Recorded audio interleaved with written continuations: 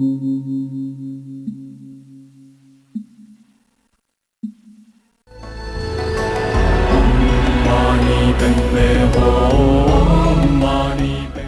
2,500 years, people have followed a religion based on the teachings of a man they call the Buddha, meaning the enlightened one.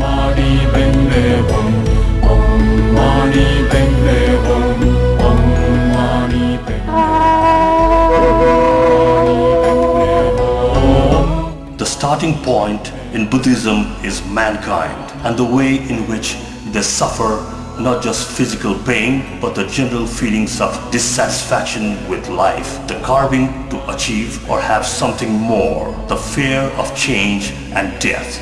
It seeks to give a person peace of mind and to encourage and develop loving compassion towards all living beings.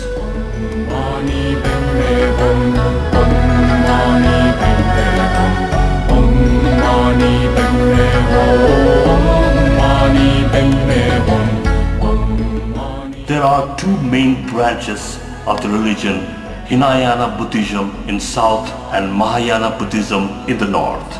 Nevertheless, there is a common basis to all Buddhism expressed in what is called the triple jewel, the Buddha, the Dharma and the Sangha. In Buddhist practice, the art of painting is regarded as one of the important constituents of the 5 great subjects of learning. Every practitioner of the Bodhisattva path should learn 5 subjects: philosophy, art, grammar, logic and medicine. Furthermore, the discipline of art has many branches, namely painting, sculpture, carving, engraving and so forth.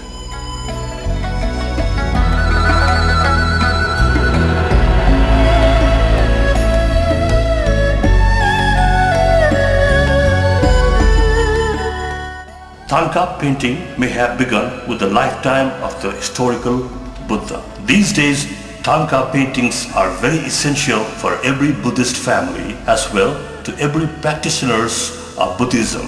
Every Buddhist family keeps one painting of Buddha or other deity at home and prays on it. Monks use it for their practice and also for meditation. There are also many thangka paintings hanged on the walls of every monastery.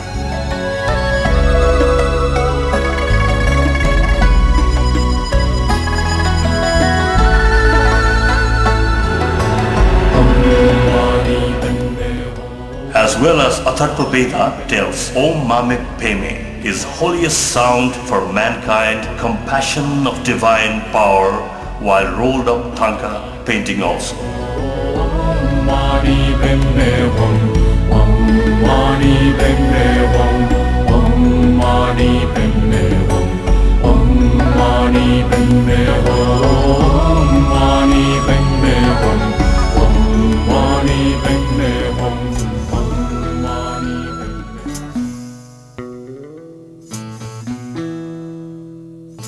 Preparation of the painting surface. First, a piece of cotton material is obtained and stretched out on a wooden frame.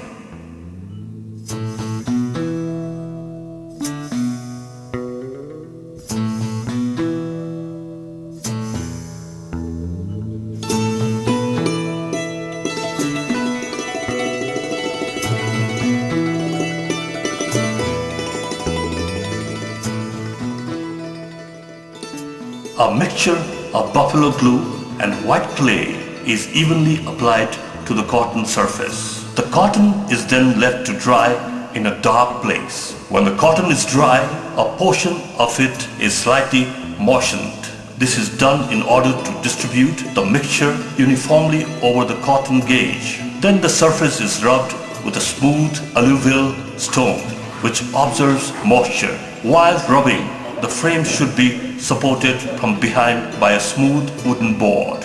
The process continues until the surface is very smooth and ready to use for painting. If the surface is smooth and fine, then it is suitable for painting. Should there be any flaws, either from sufficient rubbing or in imbalance in the proportions of glue and clay, the surface may crack and peel, or it may be difficult to paint. The artist's true figures according to econometric principles or angle measures. Every novice artist traced his master's drawing. Even master artists did so after consulting with an expert Bhattacharya versed in iconography. An artist should have great mastery over the drawing process. He should have a thorough understanding on econometric principles and the philosophy behind his subject matter. The execution of the drawing requires profound vigilance and patience. After all, the art of thangka painting is itself a form of meditation.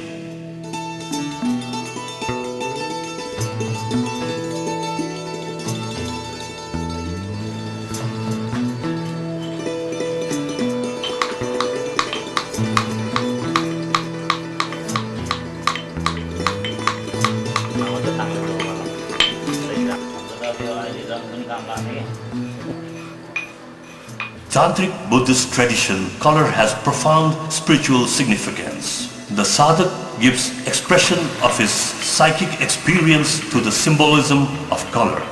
The 5 basic colors, namely white, blue, yellow, red and green, have different religious meanings, as we will later discuss in the context of the 5 Buddhas. Again, in the Gandha Maharoshanna Tantra, black symbolizes killing and anger. White denotes rest and repose. Yellow stands for restraint and nourishment. Red is indicative of subjugation, and green symbolizes exorcism. In traditional paintings, only the primary colors are used: red, blue, yellow, black and white. In addition, indigo, blue and crimson lacks are 2 supplementary colors which enhance the effect of graduation. Buffalo blue in the medium of all opaque colors. From these primary colors, one can make any color one chooses. Shape lining.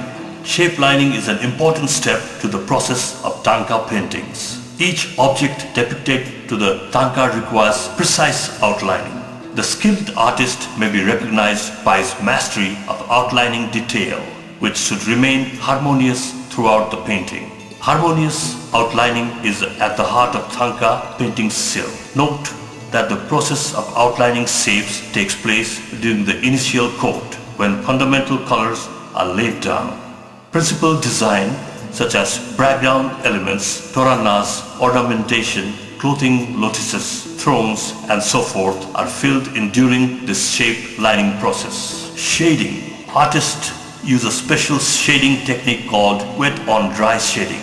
Dry shading is executed with only one brush, thereby producing a graduation with dark colors. The purpose of this shading technique is to applying dark colors like crimson, lack overt light colors such as red, orange, yellow and white. White indigo is used to add highlights over a green or blue base. The techniques is mostly used to give a solid 3-dimensional effects to objects. Generally, the background of the painting is shaded first, and then the artist proceeds to shade the central object. One of the features of thangka painting is that an artist often expands several months and then years for one major painting. Dry shading is what it takes up most of the time, recalls Mr. Lok Chitrakar. Ornamentation. There are both simple and elaborate methods for rendering for gold ornaments. Especially large ornaments are painted first with yellow ochre as a primary coat. Gold is then painted flat on the yellow ochre and lining is executed on top of the gold, giving rise to various shapes and designs. Following this, the artist uses different colors to stimulate the effect of stones or jewels as required. With the exception of these ornaments, gold is the last pigment to be laid down over certain areas of the thangkas. For example, clothing, lotuses, toranas and other decorative patterns. In these cases, the artist can use various designs as he desires. The use of gold in paintings turns form to make a pious offering. Offering gold brings forth tremendous merit depending upon the attitude and motivation of the sponsor. After completing the facial features, finally the eyes of the deities are painted.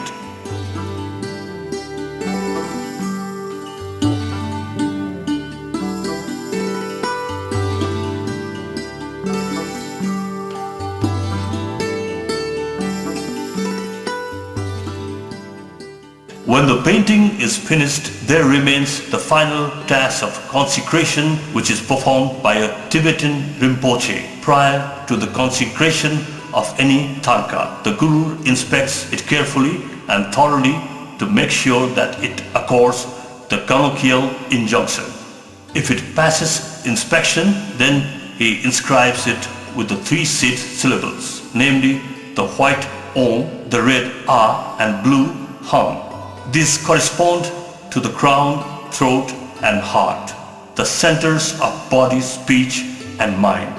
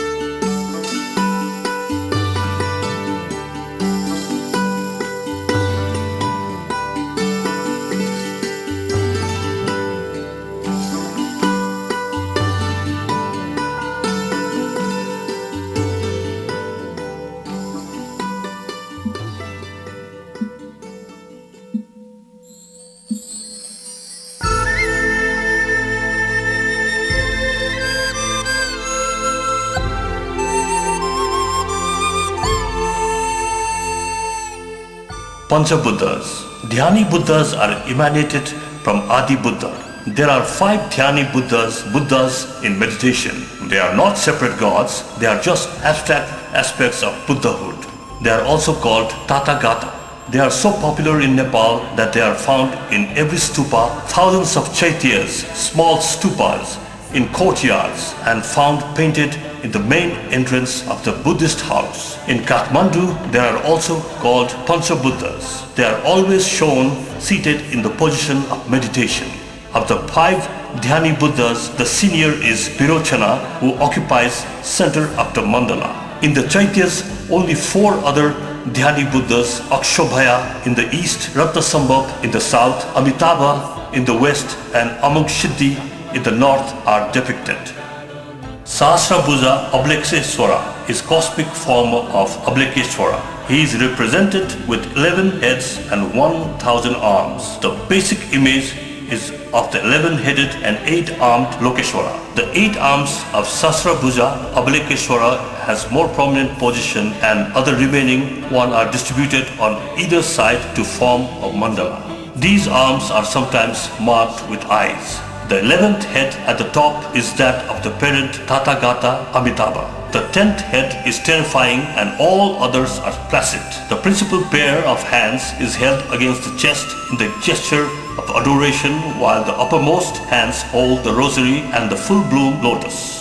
These 4 hands thus represent the aspect of the Buddhist sattva known as Karachezi. The other 4 hands display the jewel and the gesture of charity on the right, and the pot and the bow and arrow on the left.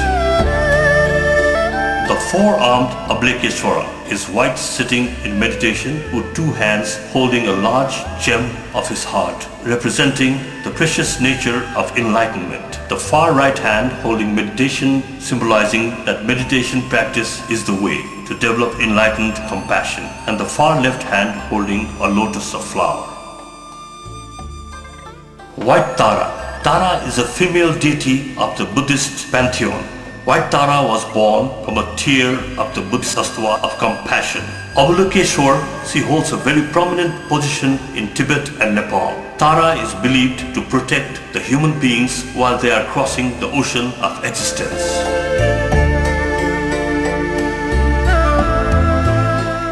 Green Tara. The Green Tara is regarded as spiritual consort of Amigo Siddhi, the Dhyani Buddha. She is portrayed similar to that of the White Tara. One can find the difference only in her left hand, which holds a half-closed lotus of water lily flower with long petals, which is often blue. In the Lamist tradition, Tara is incarnated in all good women. She is also to have mortal base in historic persons of the Nepali and Chinese princes who married the great king Srangtrang Gampo and credited with the introduction of Buddhism to Tibet and China. She is worshipped because she brings all good women. One of the main Tara in this group is Arya Tara.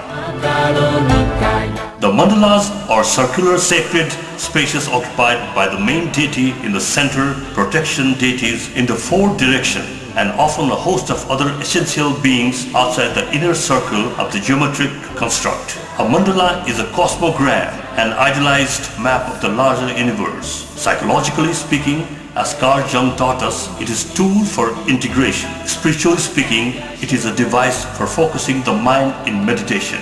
All thangka imaginary shares in the mandalic quality and function.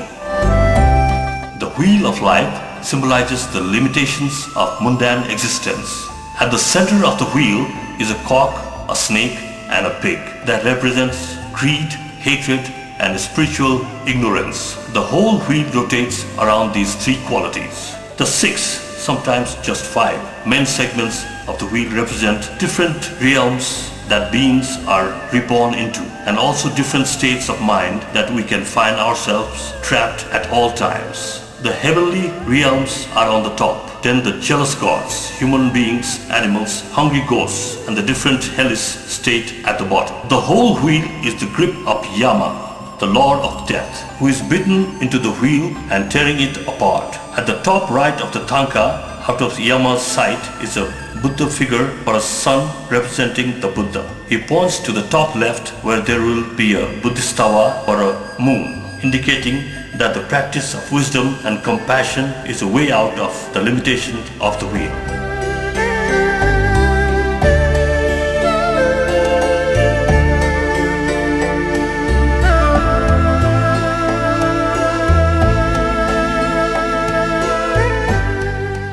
At last, the Tibetan word thangka means rolled up, which refers to the fact that art is painted on flexible material, cotton or silk that can easily be rolled up for convenient transport. Thangkas are used in procession and monks carry their personal thangkas with them when visiting other monasteries.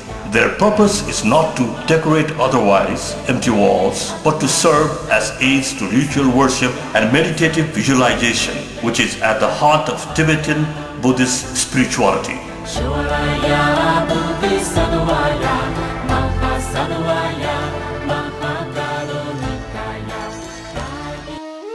Tibet Imports. Tibet Imports was established in 1988. Since then, we have been producing and supplying high-class authentic paintings and other Buddhist rituals objects to different countries. We have our own thangka painting school with very experienced artists including Tibetan masters. Since thangka painting is used for Buddhist practices and meditation, it should be done correctly according to texts. We are one of the leading thangka producer and exporter of Nepal. We supply thangka paintings to different temples and Buddhist centers in Taiwan, USA, Malaysia, Singapore, etc.